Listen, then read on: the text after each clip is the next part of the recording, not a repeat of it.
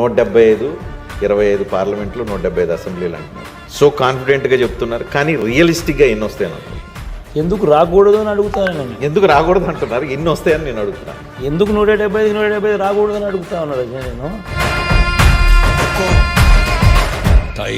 So including Kuppam, including Mangalagiri, why not, even Pithapuram, why not, why not 175కి 175, why not.